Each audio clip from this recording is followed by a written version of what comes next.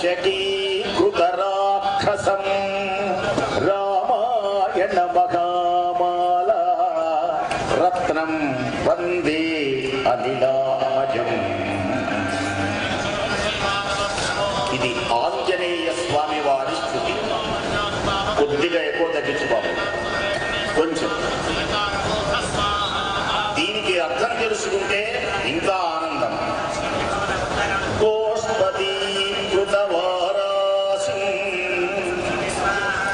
జోరున వాన పడుతూ ఉంటే ఆ వాన పడినప్పుడు భూమంతా మెత్తనైతే మెత్తనైనటువంటి ఆ భూమిలో ఒక ఆవు నడుస్తుంది. ఒక ఆవు నడవగానే ఆవు యొక్క పాదం అలా భూమిలో అలా కూర్చుకొని మళ్ళీ కాలు తీస్తుంది. ఆ ఆవు మెత్తగా ఉన్నటువంటి భూమిలో తొక్కినటువంటి ఆవు యొక్క పాదం తీయగానే ఆ గుంటలో నీళ్లు వస్తాయి.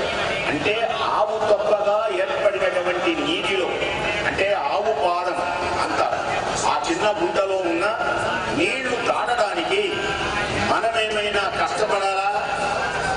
అక్కర్లా. అలవోకగా ఎలా ఎలా ప్రకాశిస్తాడో సుందరకాండలా ఉంటుంది. రామాయణ మేఘమాలలో తరళ తటిల్లత సుందరకాండం. అందమైన మేఘం ఎలా ఉన్నా దాని పక్కన అప్పుడప్పుడు ఒక మెరుపు తీగ వచ్చిందంటే అలా ఉంటుంది. రామాయణ ఋతుచక్రంలో వసంత వల్లని సుందరకాండ. ఈ ఆంజనేయుని యొక్క దివ్య చరిత్రను సుందరకాండను పారాయణ చేస్తే ఏం జరుగుతుంది వింటే ఏ సమయమునైనా క్షేమం కలుగుతుంది, ధైర్యం పెరుగుతుంది, వర సాహిత్యం పొంగుతుంది, వాక్పటు రోగాలు పోయే మందుల షాపులో రోగాలు పోయే మందులుంటాయి. ఇది కూడా ఒక మంది మానస రోగం, మనసుకి రోగం అన్నమాట. అది పోయింది, ఇది పోయింది, ఈ సంసారం ఆ సంసారం, వీళ్ళు వినరు వాళ్ళు వినరు. ఈ రోగం పోవాలి అంటే రామనామాన్ని ఆంజనేయుని వినాలి. ఆ దివ్యమైనటువంటి కష్టాలన్నీ పోతాయి. ఇవేళ సీతమ్మకు కష్టం వచ్చింది అనుకున్నారు ఆంజనేయ స్వామి. తరుశాఖల మీద నుంచి శింసుపా వృక్షం మీద నుంచి చూచి నా తల్లికి ఎంత కష్టము వచ్చినది. సీతమ్మను గుర్తించిన తర్వాత దుఃఖం కలిగింది ఆంజనేయ స్వామి వారికి. ఆనందం సరే, ఆనందము కలిగి దుఃఖము కలిగింది. ఆనందం ఎందుకు కలిగింది అంటే సకల సద్గుణోపేత సర్వ సురక్షణ లక్షిత జాత అవని జాత సీత మాత సందర్శన మహాభాగ్యాన్ని పొందాను. ఆహా, నా జన్మ తరించింది. పొంగిపోయి ఎలాంటి తల్లిని ఎలా చూడవలసిన స్థితి నాకు ఏర్పడింది అనుకున్నాడు. మళ్ళీ ఒక అమ్మ బిడ్డని పెంచితే ఆ బిడ్డ ఏదో జరగక్క ఇంట్లో నుంచి వెళ్ళిపోతే దిగులు పడుతుంది అమ్మ. మొప్పై వెళ్ళాడు పాపం. ఏదో ఒక దూరన వాన గుడిచేటప్పుడు అర్ధరాత్రి వేళ తలుపు కొడతాడు అమ్మా అని. ఆహా, గుర్తుపడుతుంది. ఎన్నాటికి వచ్చావురా అని తలుపు తీస్తుంది. అబ్బాయిని చూస్తుంది. అబ్బాయి కనబడ్డాడు కదా అని ఆనందం.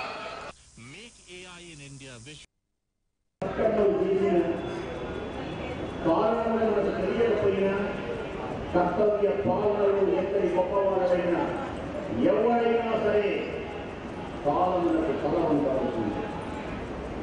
కాలం అనుభవించినా నిన్ను ఇచ్చిన వాడు ఎవరు లేడు అనుకుంటాం.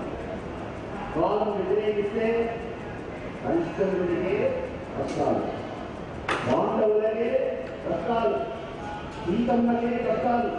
చూడండి లోకంలో ఆహా ఏం చేయాలి? సీతమ్మ కష్టాన్ని పోవాలి అంటే ఏం చేయాలి? సీతమ్మ ఆత్మహత్య చేసుకోవడానికి తీసుకురావాలి. సీతమ్మ ఇక నాకు ఎందుకు ఈ జీవితమని సీతమ్మ మరణించడానికి వీలు. నేను ఇచ్చేశాను కదా, ఆంజనేయుడు పక్కన ఉండగా కష్టాలు ఉండడానికి వీలేదు. కష్టాలు తొలగించేటువంటి దేవుడే ఆంజనేయుడు.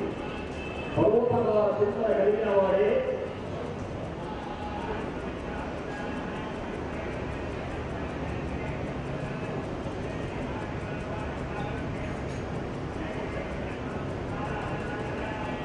పరోపకార చింతన కలిగిన వాడే ఆంజనేయుడు.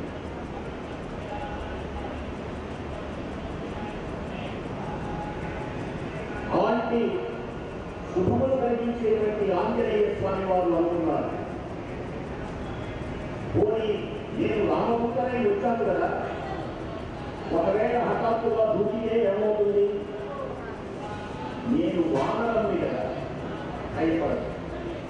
పోనీ సంస్కృతంలో మాట్లాడదాము అంటే రావణాసురుడికి సంస్కృతం అసలు నేను ఎలా తెలియచేయవాలి? సీతమ్మకు ఎంత బలవత్త ఘటింది, నేను ఎలా తెలియజేసుకోవాలి? మా తల్లిని ఎలా ఊరడించాలి? కష్టములలో ఆపదలలో ఉన్నటువంటి వారిని కాపాడేటువంటి సమయం ఆ నామం ఏది? ఆపదామపహర్తారం దాతారం సర్వసంపదాం యోగాభిరామం శ్రీరామం భూయో భూయో నమామ్యహం.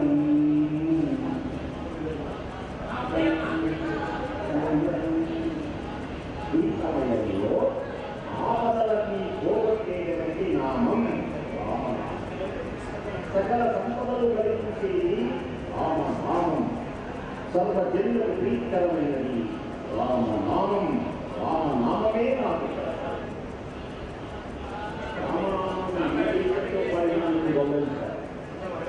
అసలు ఒకటి విషయాలలో తెలియదు, కానీ బుద్ధి వీధులలో రామనామాలు పాడుతూ ఉంటే ఎవరు పిలవకపోయినా కొందరు పరిగెత్తేవాట ఆ అమృత రామాన్ని.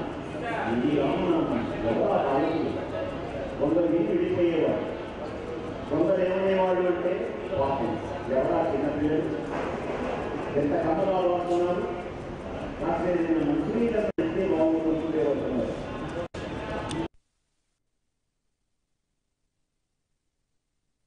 మృదు మధురంగా మాట్లాడటంలో ఆంజనేయ స్వామి వారిని మించిన వాళ్ళు లేరు. వాగ్విదాంబర వాక్య కోవిద. ఒక రెండు మాటలు చెప్తాను, మీరు బాగా రామాయణం విని విని విని పండిపోయినారుగా. వాల్మీకి వాళ్ళ గురువు గారిని గురించి చెప్పుకుంటూ, మా గురువు గారు ఎలాంటి వాడు అంటే అన్నాడు వాల్మీకి గారు మొదటి శ్లోకంలోనే. తపస్వాధ్యాయ నిరతం తపస్వి వాగ్విదాంబరం. మా గురువు గారు తపస్సులోనే కాదు, వాగ్విదాంబరం శ్రేష్ఠుడు అన్నమాట. వర అంటే శ్రేష్ఠుడు. విత్ అంటే వేదం, అంటే వేద తత్వ జ్ఞానం ఉన్నదే, ఆత్మతత్వాలు మానవుడు తరించడానికి ఉపయోగించేటువంటి ఆ దివ్య జ్ఞానాన్ని చెప్పడంలో మా గురువు గారు మించిన వాళ్ళు లేరు. అందుకని మా గురువు గారి బిరుదు ఏమిటి అంటే వాగ్విదాంబరః. మరి రాముల వారు ఏమన్నారు ఆంజనేయ స్వామి వారిని? ఆంజనేయ స్వామి వారికి బిరుదు ఇచ్చాడు నిన్న మనం చెప్పుకొని. ఆంజనేయ స్వామి వారికి బిరుదులు ఇచ్చాడు ఆయనకు తెలియకుండానే. రామచంద్ర ప్రభు ఏమనిచ్చాడు? లక్ష్మణ, ఇతడు ఎవరో తెలుసునా? వాక్య కోవిద అన్నాడు. వాక్య కోవిద అంటే వాక్య నిర్మాణములు. కోవిదుడు అంటే పండితుడు. వాక్యములంటే ఒక్కొక్క అక్షరాన్ని కూర్చి పదాన్ని చేస్తారు కదా, కొన్ని పదాలు వాక్యాలు. ఆ పద నిర్మాణం, వాక్య నిర్మాణం చేయటంలో చాలా సమర్థుడితడు అన్నాడు. అందుకనే అడుగుతున్నాడు అమ్మ. తన వృత్తాంతాన్ని చెప్పుకున్నాడు. ముందుగా తనెవరో, నా పేరు హనుమంతుడంటారమ్మా, రామదూతనై వచ్చానమ్మా, నీకేమీ భయము లేదమ్మా. అమ్మా, ఈయనకు అనుమానం, సీత ఏమైనా సీత ఎప్పుడు చూడలేదుగా, మండోదరిని చూసి సీత అనుకున్నాడు, రకరకాలైపోయినాయి అవన్నీ. అమ్మా, ఎవరమ్మా నీవు? పోలిక ఉపమానం అంటారు దీన్ని. అమ్మా అనసూయాదేవివా, సావిత్రీదేవివా, లేక మహాపతివ్రత శిరోమణివై ఏదైనా భర్తతో కొంచెం, భార్యాభర్తలన్నాక కొంచెం ఉంటాయిగా,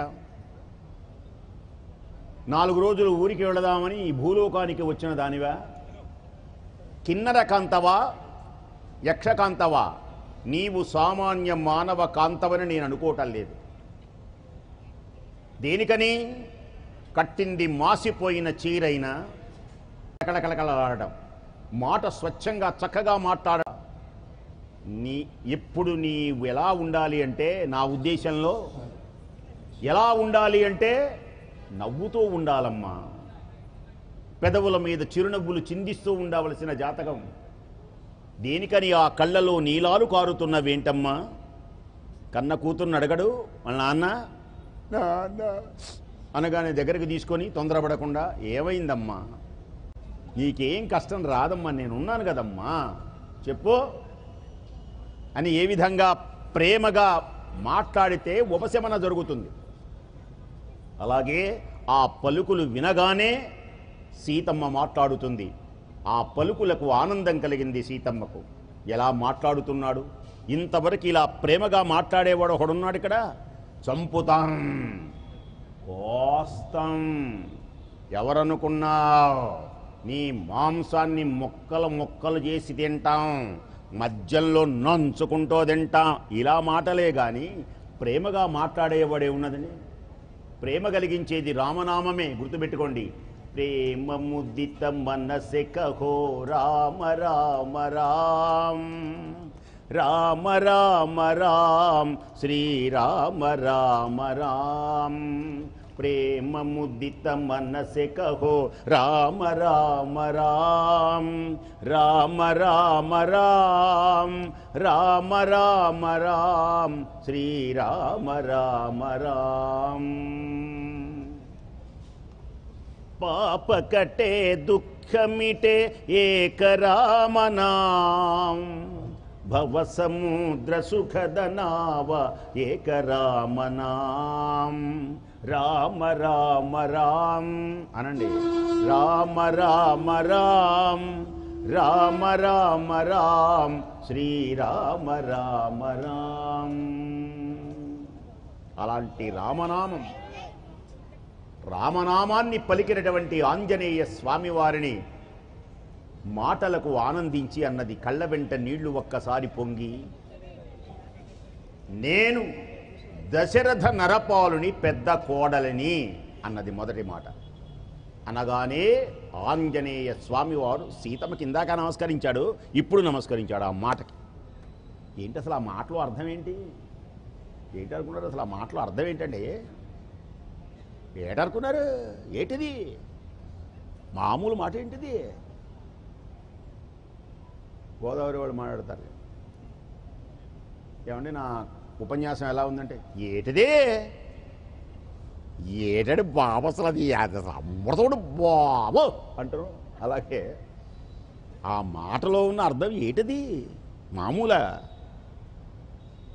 ఏ పెళ్ళి అయినటువంటి ఏ అమ్మాయి అయినా, అమ్మా నీవెవరమ్మాయివని ఈ ఊళ్ళో అడిగారు అనుకోండి, ఫలాని వారి కోడలని అని చెప్పాలి ముందు. అది తెలుసుకోండి. తర్వాత మీ అమ్మా నాన్నల గురించి. అత్తింటను అదిరిపాటుతో పుట్టింటిని పొగడదు, హాయిగా ఆలు మగలై కాలం గడపాలి. మా నాన్న ఏంటనుకున్నా, మా అన్నయ్య ఏంటనుకున్నా అనకూడదు. పెద్ద ఊకులు అంటే కొంచెం ఎదుటి వాడి కోపం కాదు. ఈమెం చేసింది? మొట్టమొదటగా దశరథ నరపాలుని కోడలని అనేటప్పటికీ ఆంజనేయ స్వామివారు 2 చేతుల్లా జోడించాడు. ఆహా, ఏమి సంప్రదాయం! అందుకనే సీతమ్మను చూసి నేర్చుకోవాలి ఎవడైనా. తర్వాత ఏమన్నది?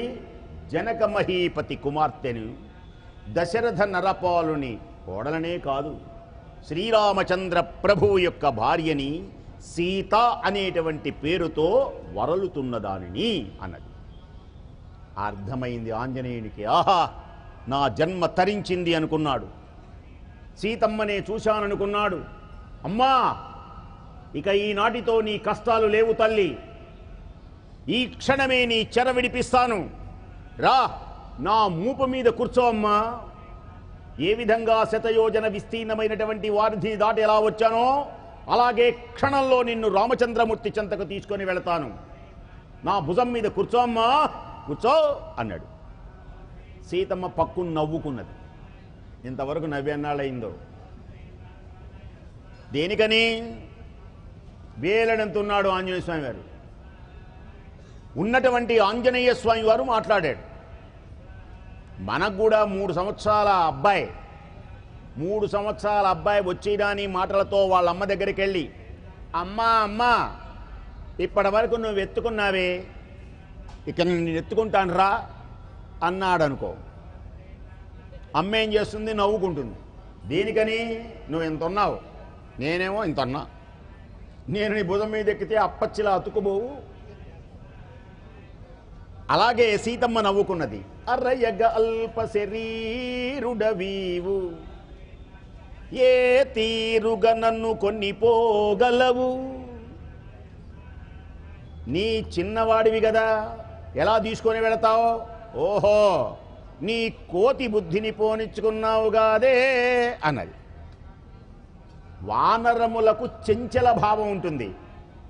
నీ బలమేదో నువ్వు తెలుసుకోకుండా నీ బుద్ధిని చూపించుకున్నావు అని ఎప్పుడైతే నోరు జారిందో, సీతామాత అప్పుడప్పుడు నోరు జారే అలవాటు ఉంది. రాముని కూడా అనేస్తుంది ఏదో ఒకటి, లక్ష్మణుని కూడా అనేస్తుంది, ఎవరినైనా సరే తెలుసునా. సరే, రాముణ్ణి కూడా ఇలాగే మాట్లాడింది. అంటే రాముల వారు భార్యాభర్తల ఏకాంతం గనక, వాళ్ళ రహస్యాలు చెప్పరు గనక మెలకుండా ఊరుకున్నాడు రాముడైనా. ఏం చేస్తారు? కొన్ని చెబుతారా? కొన్ని భార్య అన్న భర్త అన్న చెప్పరు. సరే, నీ కోతి బుద్ధిని పోనిచ్చుకున్నావు కాదే అన్నది. ఎప్పుడైతే అన్నదో, అభంగ తరంగ భూయిష్టమైన శతయోజన విస్తీర్ణమైన వారిధి దాటి కామరూపులు, నిశాచరులు, నరహంతకులు, మాయోపాయులు, ఘోర కిరాతకులైనటువంటి రాక్షసుల కంటబడకుండా వచ్చి తల్లికి పలకరించి ఇంతటి ఆనందాన్ని ఇస్తే, సీతామాత తనకు ఇచ్చేటువంటి బిరుదు ఇదే, తనకు ఇచ్చేటువంటి బిరుదు ఇదే. అంగుళి కూడా ప్రదానం చేశాడు ఆయన. రామచంద్ర ప్రభు యొక్క సర్వ అవయవ సౌష్ఠవ సౌందర్యాన్ని వర్ణించాడు. తనకు ఇచ్చేటువంటి బిరుదు ఇదే అనుకొని మహానుభావుడు అన్నాడు. ఎప్పుడైతే అలిగాడో, సీత చెంత తన కామరూపమును ప్రదర్శింపగ సంకల్పించన్. తను ఎవరో నిరూపించాలి అనుకున్నాడు ఆంజనేయ. నేను కేవలం వానరమునేనా, ఈ వేలుడంత వాడినేనా, సీతాలా అనుకుంటున్నదని రామ్ రామ్ రామ్ అంటూ పెరిగిపోతున్నాడు మహానుభావుడు. మేరు మందర సంకాశో బభౌ దీప్తానల ప్రభ అగ్రతో వ్యవతస్థే చ సీతాయా వానరోత్తమః. రివున పెరుగుతున్నటువంటి ఆంజనేయుని దివ్య రూపాన్ని చూచింది తల్లి. కోటి సూర్యప్రభా భాషితమై అద్భుతంగా పెరుగుతున్నటువంటి మహానుభావుడి శిరస్సు మీద దేవతలందరూ పూలవానలు కురిపించారు. శ్రీవాయుపుత్రాయ సిత వజ్రగాత్రాయ ఆనందదాయ తుభ్యం నమోస్తు. శ్రీరామ భక్తాయ సితలోకనాథాయ ఆర్తావనాయ తుభ్యం నమోస్తు. శ్రీధీర లలితాయ శ్రీధీర లలితాయ సింధూర తిలకాయ శ్రీధీర లలితాయ సింధూర తిలకాయ అఘనాశకాయ తుభ్యం నమోస్తు. అవ్యాయ భవ్యాయ తుభ్యం నమోస్తు. భవ్య పవనాత్మజాయ తుభ్యం నమోస్తు. రివున పెరుగుతున్నటువంటి ఆంజనేయుని దివ్య రూపాన్ని చూశారు. ఆశ్చర్యం కలిగింది మహానుభావుడు. కపిముఖమపి పూర్వే తూర్పుగా ఒక ఆకారం, కపి ఆకారం, నమస్కరించారు దేవతా సమూహమంతా. దీనిని శంకర భగవత్పాదుల వారు వర్ణిస్తారు. ఈ ముఖాన్ని ప్రసన్నంగరాగం ప్రభాకాంచనాగం జగద్భీతి శౌర్యం తృషారాద్రిధైర్యం తృణీభూతహేతిం రణౌజ్జద్విభూతం భజే వాయుపుత్రం పవిత్రాప్తమిత్రం. ఇలా దివ్యమైనటువంటి మహానుభావుడు ప్రకాశిస్తూ ఉండగా ఇంతలో దక్షిణే నారసింహే, దక్షిణ దిక్కుగా అంటూ గర్జనలు చేస్తూ సింహము యొక్క ముఖం రావడం మొదలుపెట్టింది. చలద్వాలఘాతం బ్రహ్మచక్రవాళం కఠోరాట్టహాసం ప్రభిన్నవ్యభాండం. చలద్వాలఘాతం బ్రహ్మచక్రవాళం కఠోరాట్టహాసం ప్రభిన్నవ్యభాండం.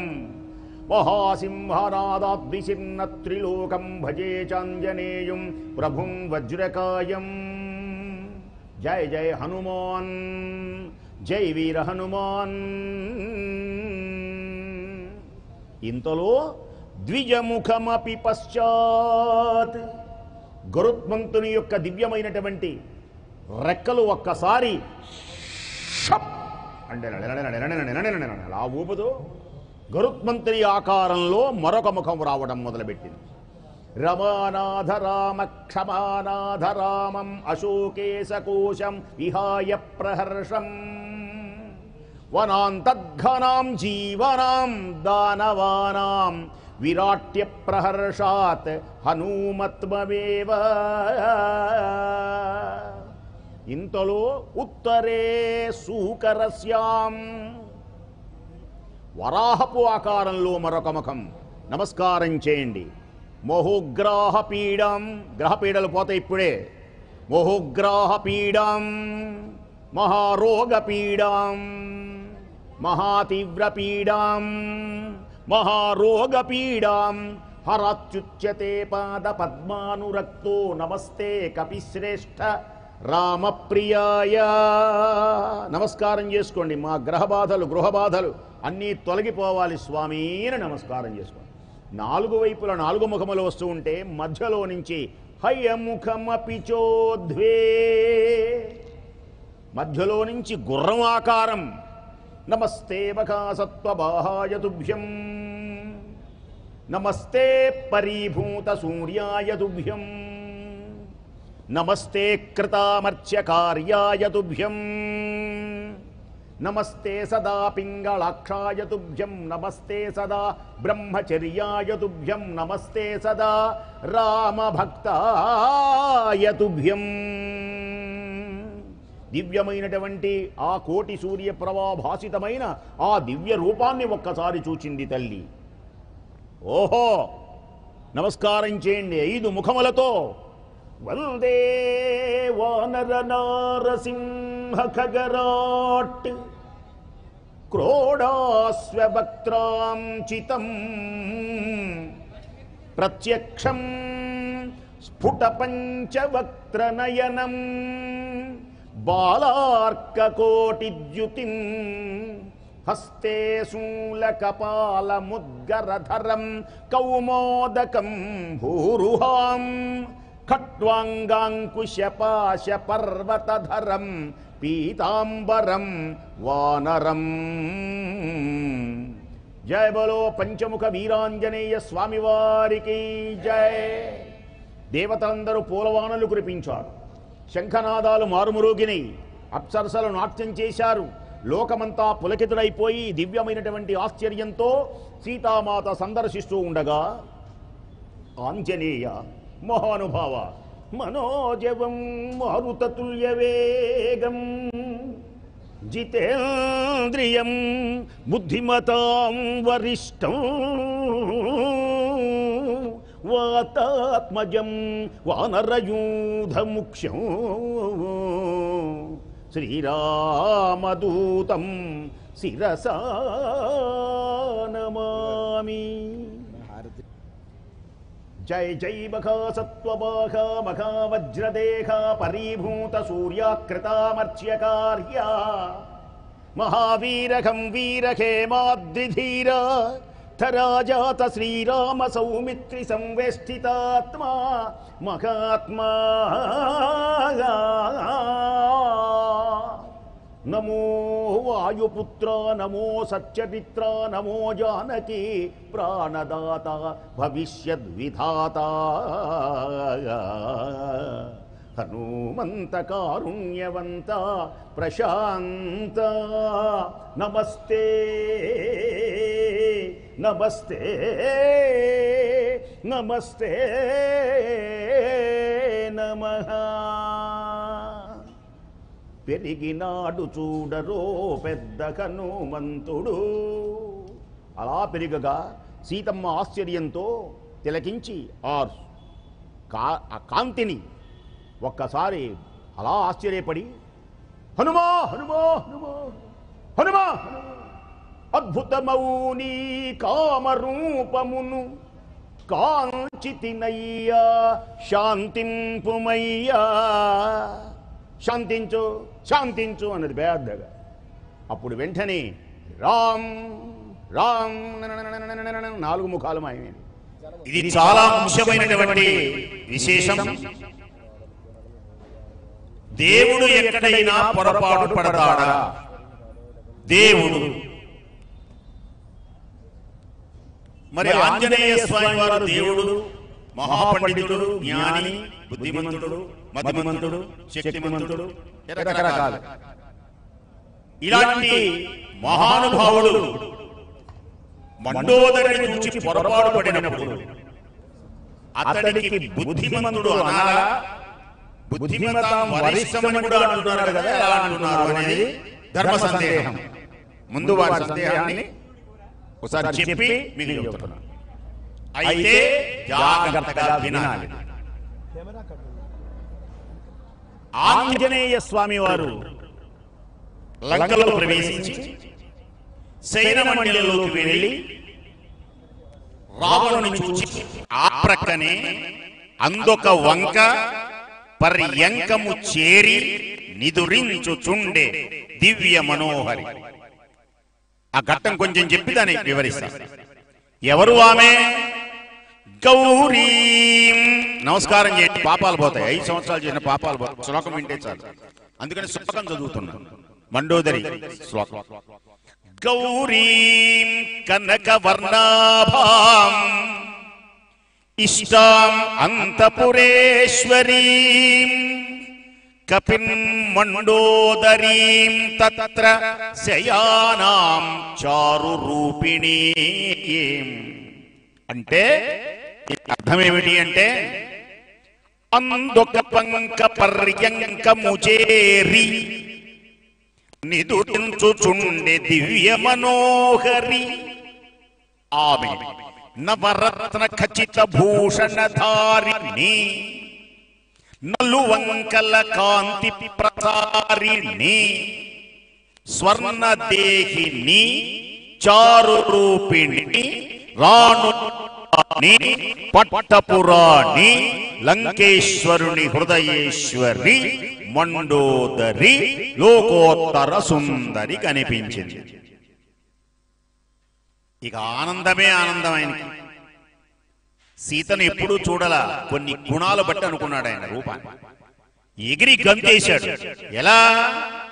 స్తంభాన్ అవరోక నిపపాత భూమౌ నిదర్శయన్ స్వాం ప్రకృతిం కపీనాం ఆస్ఫోటయామాస చుచుంబ పుచ్చం ననంద చిక్రీడ జగౌ జగామా. మండోదరిని జానకి అనుకొని గంతులు వేసి పాటలు పాడి పల్టీలు కొట్టి గంతులు వేసి ఒళ్ళంతా గోకున్నట్టు, తోకను పట్టుకొని ముద్దులు పెట్టుకున్నట్టు చుచుంబ పుచ్చం. ఆ స్తంభాన్ అవరోహ, స్తంభాన్ని పట్టుకొని సీతను చూశాను సీతను చూశాను అని గంతులు వేశాడు. కొని ఈ చెయ్యి కూడా పట్టుకున్నాడు. సీతను చూశాను, రెండు చేతులు పట్టుకొని ఉయ్యాల్లాగా ఊగాడు. ఏ జన్మలో ఏ పుణ్యం చేశానో సకల సద్గుణోపేత సర్వ సులక్షణ లక్షిత జాత అవని జాత సీతామాత సందర్శన మహాభాగ్యాన్ని పొందాను. ఆహా, నాకంటే అదృష్టవంతుడెవడని అమాంతం ఒక్కసారి పల్టీలు కొట్టాట. మళ్ళీ మళ్ళీ ఊగినవాడు ఊరుకున్నాడా, మళ్ళీ పల్టీలు కొట్టాట. పల్టీలు కొట్టాడు, ఒళ్ళంతా గోక్కున్నాడు. చుచుంబ, చుంబనం అంటేనే ముద్దు, చుంబనం అంటేనే ముద్దు, చుచుంబం అంటే మనం కూడా చూడండి, ఎవరైనా ముద్దు పెట్టుకోవాలంటే బాగా ఆనందం కలిగి అని ఆనందించి పొంగిపోయి ముద్దులు వేశాడు. ఇక్కడ కొంచెం వేదాంత విషయాన్ని కొంచెం చెబితే బుద్ధి తెలుస్తుంది. ఆంజనేయ స్వామి వారిని ప్రశ్నలోకి వస్తున్నాం. ఇది ఘట్టం, బుద్ధిమంతుడు అంటారు. అసలు ఈ బుద్ధి అనేది అంటే ఏమిటి? బుద్ధి అంటే ఏమిటి?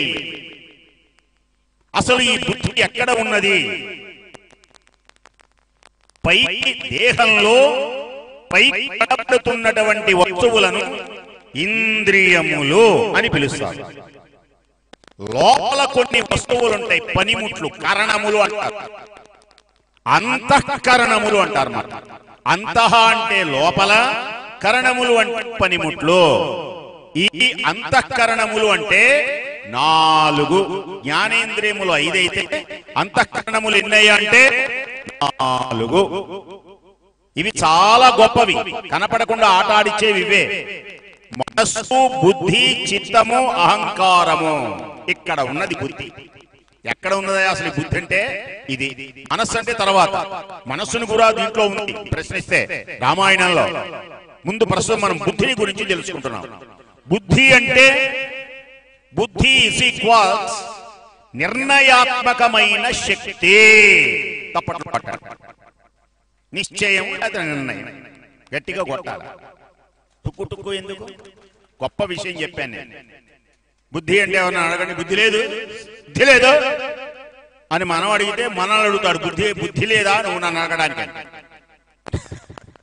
బుద్ధి అంటే నిశ్చయం, నిర్ణయాత్మకమైన ఒక శక్తి. దీన్నే సంస్కృతంలో మనీష అని కూడా అంటారు. మనీషు. మన వేదిక మీద అప్పుడప్పుడు మన బంగారయ్య శర్మ గారు చెప్తుంటారుగా, కేవలం వీరు మానవులే కాదు మనీషులు అంటారు. మనం ఏమనుకుంటామంటే బాగా ఎత్తుగా లావుగా ఉన్నవాడిని మనీషుడు అనుకుంటామేమో అనుకుంటారు. దాన్ని ఎత్తు లావుగా నిర్ణయించుకోనా నిశ్చయం బుద్ధి.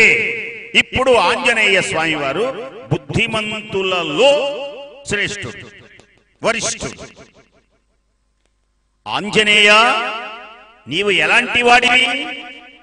మనోజవుడవు. నీవెలాంటి వాడివి? నువ్వు మనోజవుడవు. ఇంకా మారుత తుల్య వేగుడవు. ఇంకా ఎలాంటి వాడివి? నువ్వు జితేంద్రియుడవు. ఇంకా ఎలాంటి వాడివి? బుద్ధిమంతులలో శ్రేష్ఠుడవు. అంటే ఏదైనా నిర్ణయించాలి అంటే వాళ్ళందరిలో గొప్పవాడు. ఇప్పుడు మండోదరిని సీత అనుకున్నాడు. అసలు ఆంజనేయ స్వామి మండోదరిని సీత ఎందుకు అనుకున్నాడు? రామాయణంలో ఉన్నదేదో నాకు తెలియదు కానీ ఒక వ్యాఖ్యానం చదివిన కథ చెబుతాను. ఒక వ్యాఖ్యానం. అసలు ఈయన అనుకోవడానికి కారణం ఏంటి? అసలు తర్వాత బుద్ధిమంతుడు, తర్వాత అనుకోకూడదు కదా. అనుకోవడానికి కారణం ఏమిటి అంటే, మయుడు లక్ష్మీదేవి భక్తుడు. శ్లోకం చదువుతాను, దండం పెట్టండి. ఈ శ్లోకం విని ఇంటికి వెళ్ళగానే 500 రూపాయల కట్టలు మీ బీరువాల్లో ఉంటాయి. అందరికీ ఇష్టమైన శ్లోకం, ముఖ్యమైనది కూడా ఇదే. ఆయన పూజ చేస్తున్నాడు, తామర పూలతో పూజ చేస్తున్నాడు మయుడు. ఏమని? లక్ష్మీ క్షీర సముద్రాజతనయాం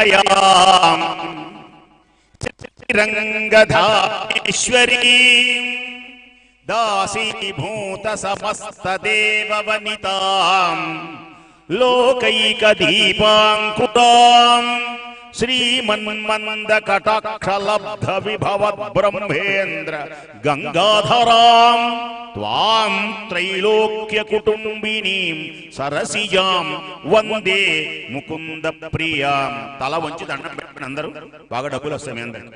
ఈ శ్లోకానికైనా ఆయన పెట్టిన పెట్టమని ఈ శ్లోకానికి గ్యారెంటీగా పెట్టాలి.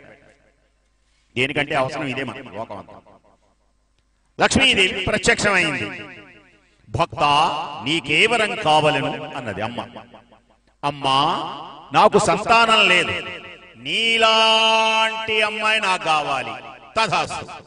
లక్ష్మీదేవి లాంటి అమ్మాయి మండోదరి, లక్ష్మీదేవియే సీత. అందుకని అలాగే ఉంది కదా. ఇంకొక విశేషం, సీతామాత ఏమేనా అనుమానం కలిగింది. సీతామాతని గంతులేశాడు, ఆనందించాడు, పొంగిపోయినాడు.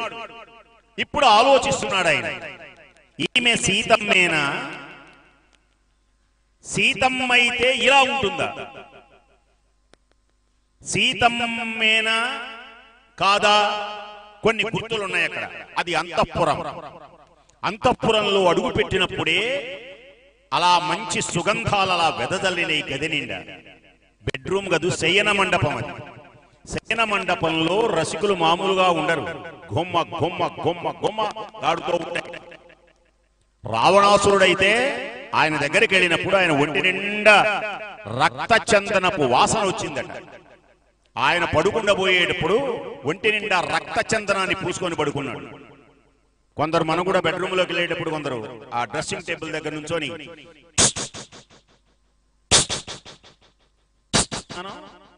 అలా మైపోతాలు అంటారు అన్నమాట, ఘుమఘుమ. మరి ఇలాంటి ప్రదేశంలో సీతమ్మ ఉంటుందా? అసలు ఈమె ఎలా ఉన్నది? అసలు ముందు ఎలా ఉందో చూశాను. ఎలా ఉంది? నరామే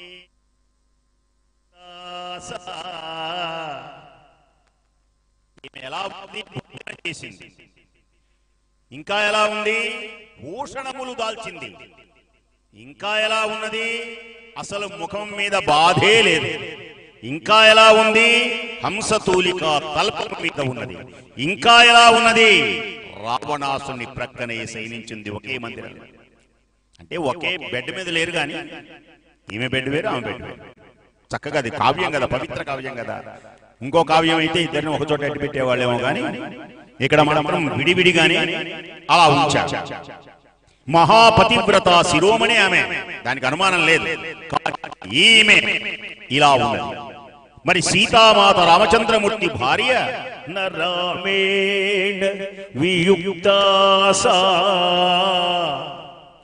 స్వప్తుమర్హతి భామిని న భోక్తుం నాప్యలంకర్తుం న పానముపసేవితుం అనుకుంటున్నాడు ఆయన. దీనికి చక్కగా ఎంఎస్ రామారావు గారు రాస్తారు. అప్పుడప్పుడు అందరూ వినిపించాలి. నేను అందరి పాడుతూ ఉంటాను. ఆయన రాస్తారన్నమాట ఈ శ్లోకానికి అర్థం. ఇక వివరించేదేం లేదు, ఇది వింటే మీకు అర్థమైపోయింది ఈ శ్లోకానికి. రాముని సీత ఇటులుండునా, కొంచెం ముఖతో పాడతాను ఆయన.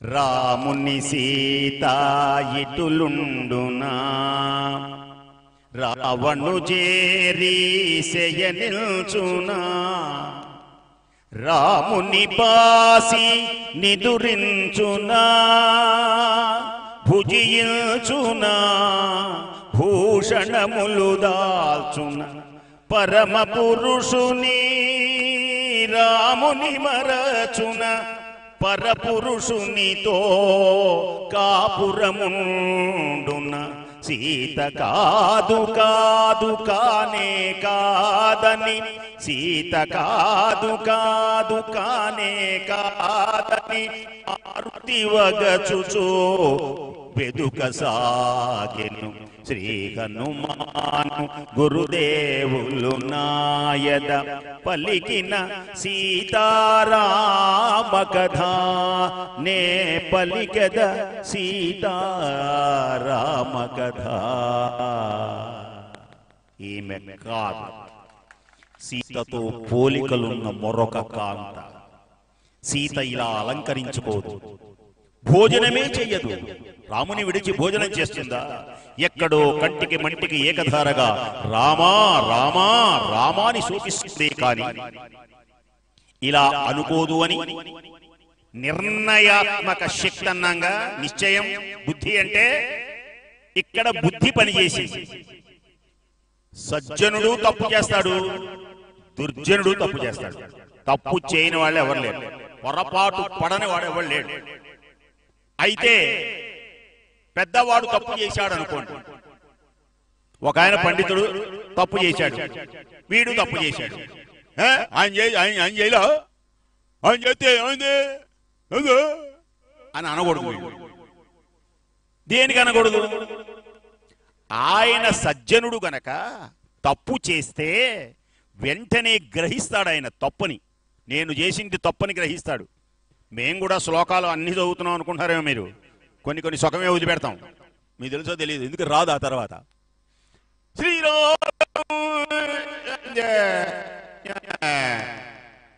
అప్పుడు ఆ రాముణ్ణి మనం ఎలా చదవాలి అంటే రాఘవుడు అన్నమాట అని మిమ్మల్ని అలా మలిచేసేస్తాం. ఓ మీరేమనుకుంటారు అంటే ఈ శ్లోకాలన్నీ ఇంకా మహానుభావుడికి వచ్చు అవును అనుకుంటారు. కొందరికి వచ్చులేండి, అందరికి ఎలా అంటాం? నా బోటోడే పోల్చుకోకూడదు. నాకంటే త్యాగరాజు స్వామివారంత వాడే మానసవన చరవర సంచారము నిలిపిమూర్తి బాగుగా పొడగనెడి వారలెందరో మహానుభావులు అందరికీ వందనములు ఎందరో మహానుభావులు. ఓ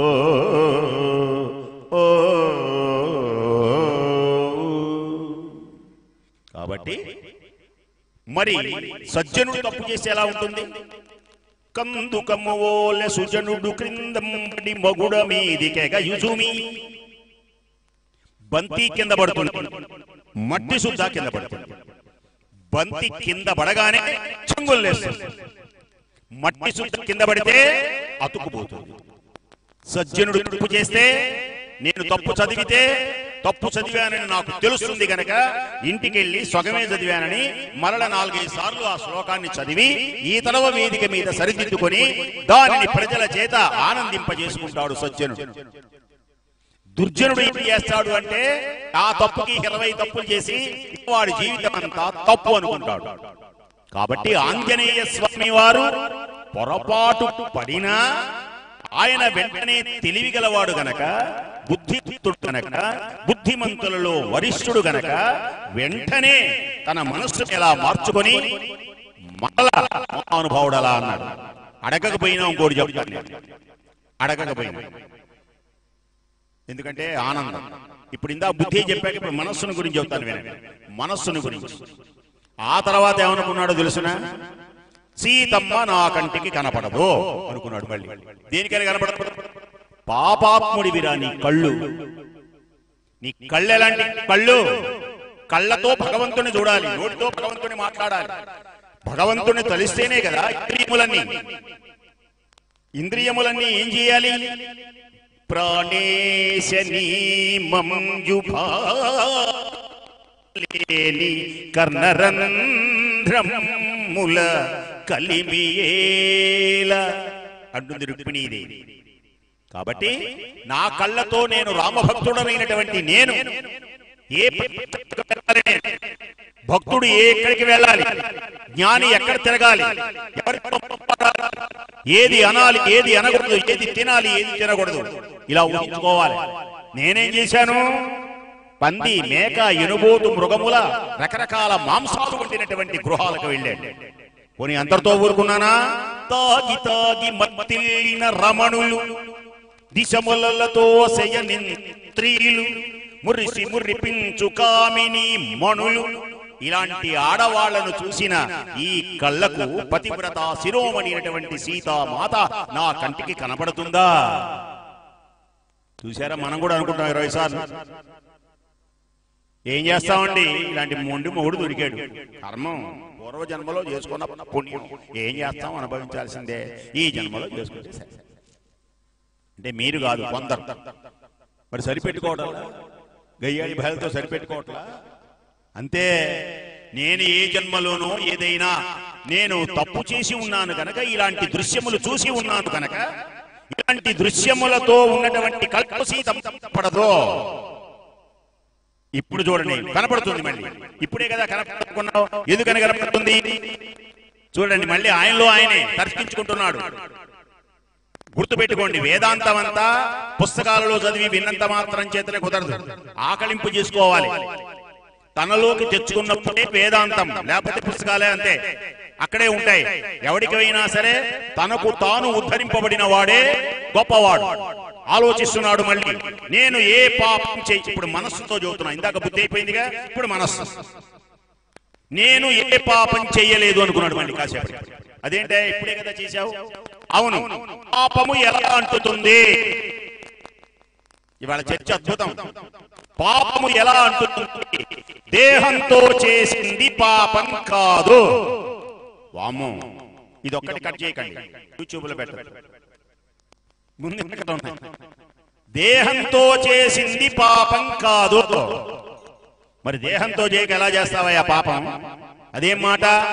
అయితే దేహమంతట దేహం చేస్తుందా? చెయ్యదు.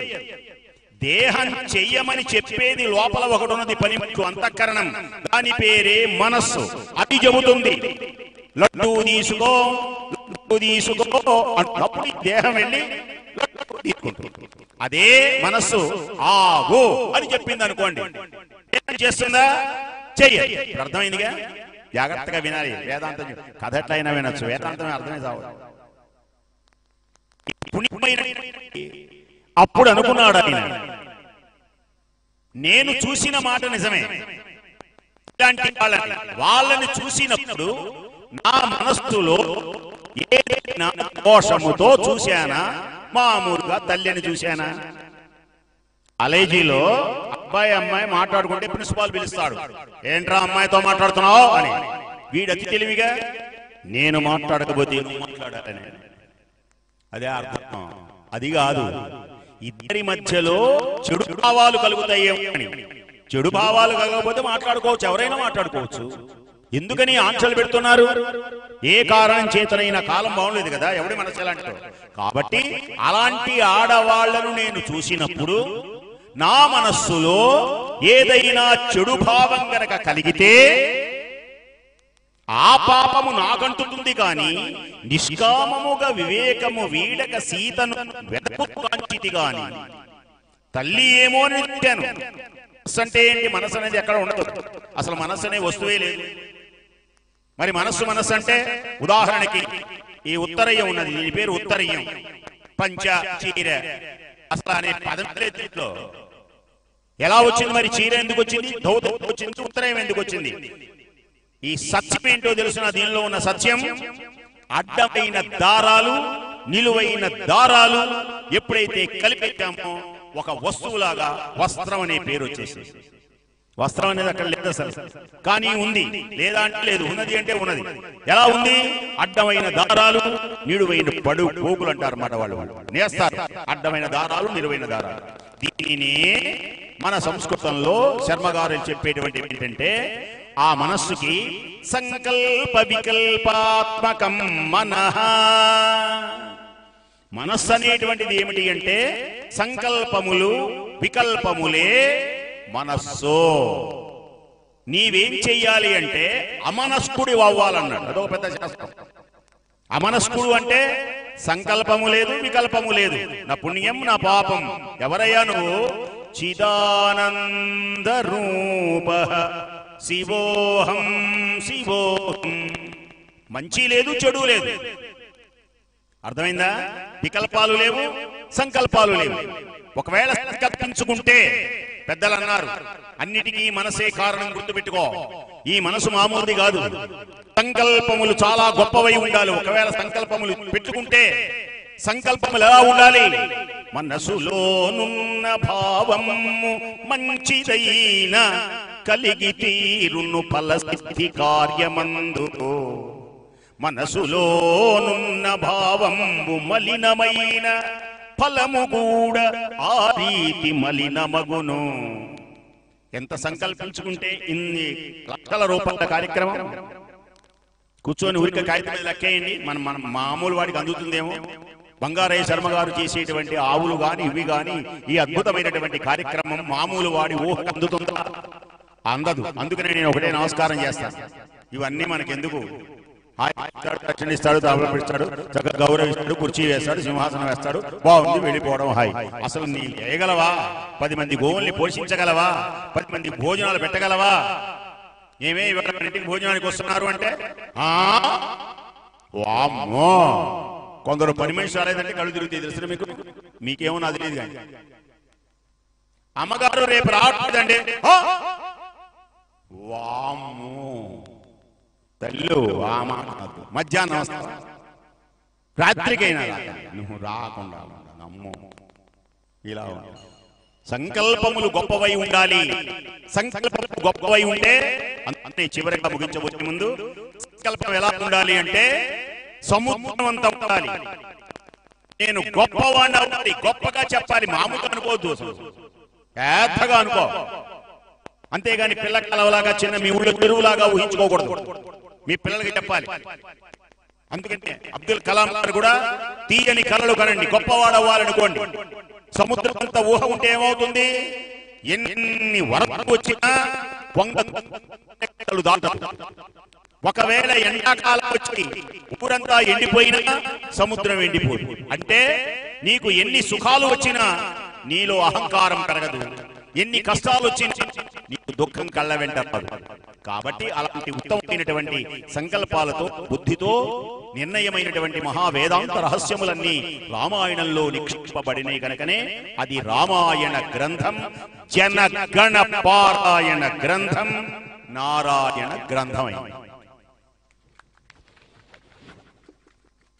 గట్టిగా మొహమాట పడుతున్నారే. చాలా అద్భుతమైనటువంటి అంగాలు అనేకం తీసుకొని చెప్పారు. వారు చెప్పినటువంటిది లక్ష్మీ స్వరూపము సీతామ్మ. ఒక ఐతిహ్యం కథని బట్టి లక్ష్మీయే.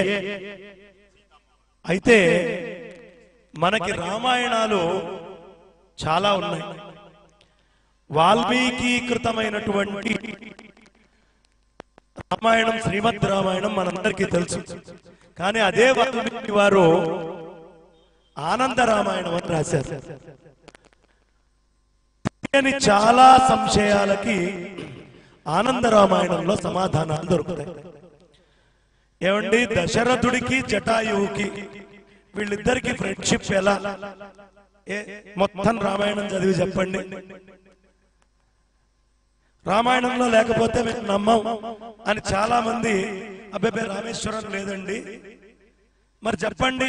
శ్రీమద్ రామాయణం తీసుకొని జటాయువుకి, అదే విధంగా దశరథుడికి ఎక్కడ ఫ్రెండ్షిప్ చెప్పలేరు, లేదక్కడ. అంటే రామాయణంలో లేనివి చాలా ఉన్నాయి. వాల్మీకే రాశారు ఆనంద రామాయణం. అందులో ఈ శంకకి అద్భుతమైన సమాధానం చెప్పారు ఆయన. అదేమిటయ్యా అంటే, ఒకసారి చక్కగా ఈ వెతుకుతూ వెళ్ళారు. ఇందులో దుఃఖం ఉండదు. ఆనంద రామాయణం అంతా నవ్వే. ఏ కథ చదివినా మనకి నవ్వొస్తుంది. వాల్మీకి మహర్షి ఎందుకు రాశారు ఆనంద రామాయణం అంటే, రాముడు ఏడుస్తున్నాడయ్యా సీతా వియోగంతో అంటే జాలి పడుతున్నారు. ఓరి మీ దుంపల్దేగా, రాముణ్ణి చూసి మీరు నేర్చుకోవాలి. మర్త్యావతారేణ మర్త్య శిక్షణం. ఈ మనుష్యులకి శిక్షణ ఇవ్వడం కోసం ఆయన వచ్చాడు. ఆయన మీద జాలి పడతారేమిట్రా మీరు? అసలు మీ స్థాయి రాముడు ఏడుస్తున్నాడని జాలి పడేది? రాముడు ఏడవడు, రాముడికి కోపం రాదు, రాముడు పరబ్రహ్మ వస్తువు. ఈ విషయం మీకు అర్థం కాదు, అందుకని ఆయన బాధపడితే మీరు బాధపడుతున్నారు. అది కాదు. ఆంజనేయ స్వామి వారి ఘట్టం వచ్చేటప్పటికి చెప్తున్నాడు. ఈయన వెళ్ళాడట, ఆమెను చూశాడు. మండోదరి ఎక్కడ లేని ఆనందం వచ్చింది సీత అనుకోని. ఓ పల్టీ కొట్టాడు, స్తంభాలను నెట్టాడు, దూకాడు, ముద్దు పెట్టుకున్నాడు, గోలగోల చేశాడు. ఎందుకు చేశాడండి అంటే అప్పుడు కథ చెప్తాడు ఆనందరామాయణంలో. ఆయన తండ్రి అయినటువంటి మయ రావణుడు మహావిష్ణు భక్తుడు. పొరపాటు చేయాల ఆంజనేయ స్వామి వారు చేసే అవకాశం లేదు. చేస్తే బుద్ధిమతాం వరిష్ఠా కాడు, చేసే అవకాశమే లేదు. పొరపాటు ఆంజనేయ స్వామి వారు చేయరు. ఎందుకు చేయలేదు అంటే ఈ మైరావణుడి కోసం తపస్సు, మైరావణుడు తపస్సు చేశాడు శ్రీమన్నారాయణుడి కోసం. తపస్సు చేస్తే ఆ కథ ఉంది ఐతిహ్యంలో, పెద్దలు వారు చెప్పింది కూడా. ఇది కూడా ఒక కథ ఉంది. ఇది సాక్షాత్తు వాల్మీకి విరచితమే. అయితే తపస్సు చేస్తే శ్రీమన్నారాయణుడు ప్రత్యక్షమయ్యాడు. ఏం కావాలి? నాకు సంతానం లేదయ్యా, నాకు సంతానం కావాలి. అప్పటికప్పుడు ఆయన వక్షస్థలం మీద ఉన్నటువంటి గంధాన్ని నలిపి ఈ మయరావణుడి చేతిలో వేశాడు. వేస్తే ఆ గంధం పిల్ల అయింది. గంధం ఏమైంది? ఒక పిల్ల అయింది. ఆ పిల్లే మండోదరి. మండోదరి విష్ణు వక్షస్థలంతో సంబంధం ఉన్నటువంటిది. ఆయన వెతుకుతోంది ఏమిటి? విష్ణు వక్షస్థలంలో ఉండే దాని గురించే వెతుకుతున్నాడు. అక్కడికి వెళ్ళి పంటి కొట్టాడు. ఏమిటయ్యా అంటే, ఇంతకు ముందు నాకు తెలియనటువంటి ఒక విషయాన్ని బుద్ధిమతాం వరిష్ఠ కాబట్టి నేను దర్శించా. లోపలున్న సీత ఎలాంటిదో ఆ వక్షస్థలంతో సంబంధం ఉండి గంధంగా వచ్చిన మండోదరి అంత గొప్పదయ్యా, అందుకని నాకు ఆనందం వచ్చింది అని ఒక ప్రదక్షిణం చేశాడు. ఓ పల్టీ కొట్టాడు. కానీ నేను వెతుకుతోంది బాహ్యమైన విషయం కాదు. రాక్షసుడి దగ్గర బుద్ధి బంతి అయి ఉంటుంది, రాక్షసుడి దగ్గర బుద్ధి ప్రేమతో ఉంటుంది. ఈ రెండు విష్ణుమయమే. భావములోన బాహ్యమునందున గోవింద గోవింద అని తలువబో మనస. ఇది బాహ్యముతో కూడినటువంటి బుద్ధి. నేను దర్శించా, ఇక్కడ కూడా సీతను చూశా. కానీ భావములో ఉండే సీతను వెతకాలి. అందుకని ఆయన ఆనందపడి ఈ బుద్ధికి వినమ్రంగా నమస్కరించి ఆ బుద్ధిని వెతకడానికి అక్కడికి వెళ్ళాడయ్యా. ఈ సమాధానం ఆనంద రామాయణంలో మనకి లభిస్తుంది. ఇలా ఆశ్చర్య రామాయణం, శ్రీ హనుమత్ రామాయణం, అలాగే అద్భుత రామాయణం, ఈ రామాయణాలన్నీ కూడా అనేక సంశయాలకి మనకి సమాధానాన్ని ఇస్తాయి. ఎలా అయితే రామచంద్రమూర్తి అక్కడ ప్రతిష్ఠ చేశాడు, ఎక్కడ? రామేశ్వరంలో. అంటానికి కూర్మ పురాణం ఆధారం. కూర్మ పురాణం వ్యాసుల వారు రాశారు. ఏమండి, వ్యాసుడు రాసింది తప్పు అనిగే వాళ్ళు ఎవరైనా ఉన్నారా? వ్యాసోచ్చిష్టం సర్వం. వ్యాసుడు చెప్పాడు, మొత్తం రామాయణంలోనే రాదు. ఎందుకు రాదు అంటే, అసలు రామచంద్రమూర్తి ఎన్ని సంవత్సరాలు ఏలాడు అని ఉత్తరాఖండలో ఉందండి. 11,000 సంవత్సరాలు రాజ్యపాలన చేశాడు. మరి శ్రీమద్ రామాయణం అంతా ముందు నుంచి చివరి దాకా పరికించండి. పుట్టిన దగ్గర నుంచి 40 ఏళ్ల వయస్సు. డైరెక్ట్ ఉత్తరాఖండ. మిగతా సమయంలో ఆయన ప్రతిష్ఠ చేయలేదు అని చెప్పడానికి నీ దగ్గర ఆధారం ఏముంది? వ్యాసుడు దర్శించగలడు.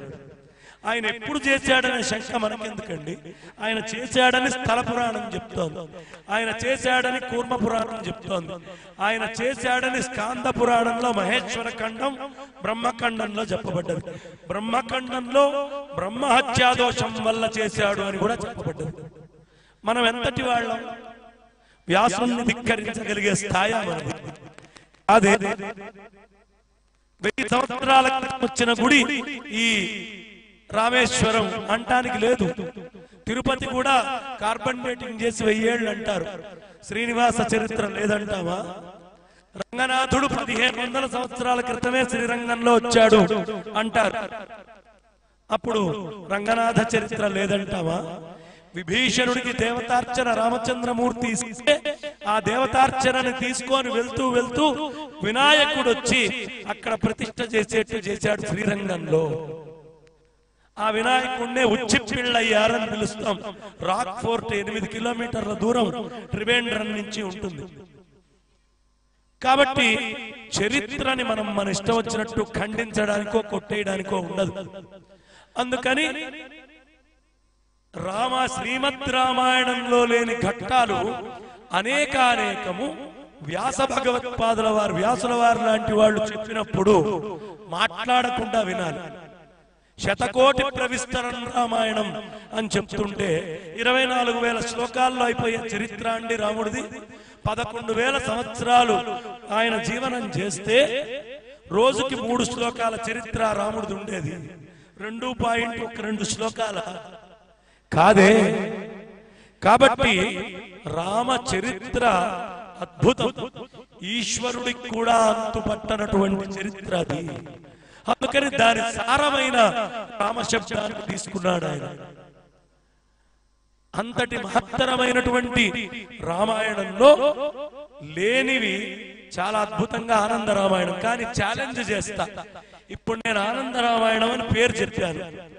రామచంద్రమూర్తి ఆనంద రామాయణానికి శాపం పెట్టాడు. అదేమిటయ్యా, ఆనంద రామాయణాన్ని అందరూ చదవలేరు. దీనికి ఒక పెద్ద కథ ఉంది, మళ్ళీ అది చెప్తే రామచంద్ర అనాల్సిన సమయంలో ఈ విజ్ఞాన రామచంద్రుడు వద్దు, అన్నమో రామచంద్ర అందాం. ఆ రామచంద్రమూర్తి శాపం వల్ల ఇక్కడున్న వాళ్ళు ఆనంద రామాయణం చదువుదామని కష్టపడి మా మంగపతిరావు గారు ఆ పుస్తకాల షాపులో ఆనంద రామాయణాన్ని తెచ్చిపెట్టినా చదవలేరు. ఏదో ఒక ఆటంకం వచ్చి ఆపుతుంది. అందుకని మహామహా పండితులు కూడా ఆనంద రామాయణాన్ని చదవరు రామచంద్రమూర్తి యొక్క శాపం వల్ల.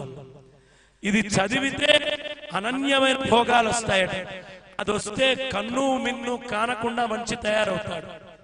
అందుకని ఆనంద రామాయణానికి ఎన్ని ఘట్టాలున్నాయో ఆనంద రామాయణంలో ఒళ్ళు గగురు పడుస్తుంది చదువుతుంటే అని చెబుతూ చాలా అద్భుతంగా చెప్పినటువంటి మా నోరి నారాయణమూర్తి గారికి అనేక ప్రణామాలు చేసుకుంటూ సాయంత్రం వారికి సన్మానం మనమందరం కూడా సత్కారం చేసుకుందాం. శృంగేరి జగద్గురువుల యొక్క ప్రసాదాన్ని వారికి అందిస్తూ వారి నుంచి వచ్చినటువంటి హనుమత్ వైభవ ప్రసాదాన్ని మనమందరం కూడా గ్రోలాము, ఇంకా ఇంకా గ్రోల్దామని చెప్తూ సాయంత్రం అనంత లక్ష్మమ్మ గారు ఒక పిహెచ్డి అంశంలా చాలా విశేషమైన అంశం తీసుకున్నారు. అదేమిటి అంటే ఆదిశంకర భగవత్పాదాచార్యుల వారి యొక్క మనోవిలాసం. ఆయన మనస్సు అంత తేలిగ్గా అర్థం కాదు. కాశీ మజిలీ కథలు అని ఉన్నాయి. సామాన్యమైన మానవుడు ఏది చేయలేడు అని చెప్పి ఈ కథలు నేను రాస్తున్నానయ్యా, కానీ ఇవి నిజాలు అని కాశీ మజిలీ కథలు రాశారు. అందులో 5వ మజిలీ శంకర భగవత్పాదాచార్యుల వారి చరిత్రయ్యా, ఇది మానవుడు చేయగలిగింది కాదు అని కాశీ మజిలీ కథల్లో రాశాడు. అలాంటి అద్భుతమైనటువంటి ఆదిశంకరుల మనోవిలాసాన్ని మనమందరం కూడా సాయంత్రం విందాము అని చెబుతూ సకాలంలో మీరు విచ్చేయండి, నలుగురిని తీసుకొని రండి. అంతా అయిపోయిన తర్వాత మళ్ళీ రాత్రికి కూడా ఓసారి రామచంద్ర అనుకుందాం అని చెబుతూ స్వస్తి.